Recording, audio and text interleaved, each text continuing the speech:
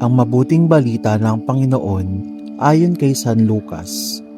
Noong panahong iyon, sinabi ng Panginoon, "Ipalagay natin kayo'y may aliping nag-aararo o nagpapastol kaya ng tupa. Pagkagaling niya sa bukid, sasabihin ba ninyo sa kanya, 'Halika at nang makakain ka na'? Hindi.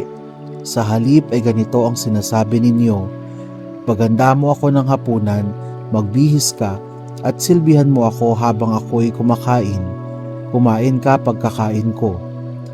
Pinasasalamatan ba ang alipin dahil sa ginawa niya ang inuutos sa kanya?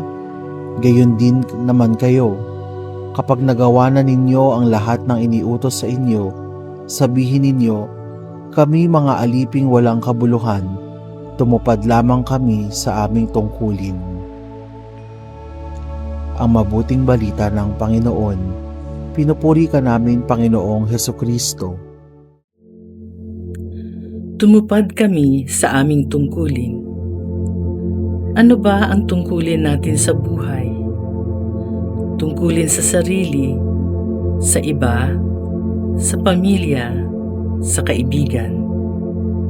Ngunit ano ba talaga ang kabuluhan ng tungkulin?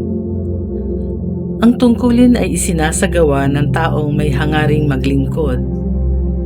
Binubuksan nito ang sarili sa mga bagay na maaaring makatulong sa kapwa o di kaya'y makapagdudulot ng kabutihan sa lipunan o pamayanan. Ito ang tungkuling inaasahan sa atin ng Diyos sa Ebanghelyo sa araw na ito. Pangunahin nating tungkulin ang pagtupad sa kalooban ng Panginoon.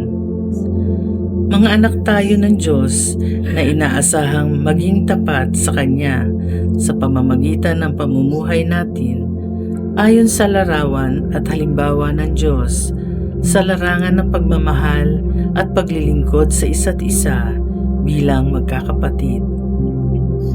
Ito ang ating tungkulin sa kapwa, mahal sa buhay, pamilya, maging sa ating mga kaaway.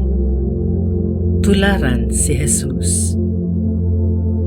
Magpasalamat sa mga biyayang natamo sa araw na ito at manalangin para sa kapakanan ng iba.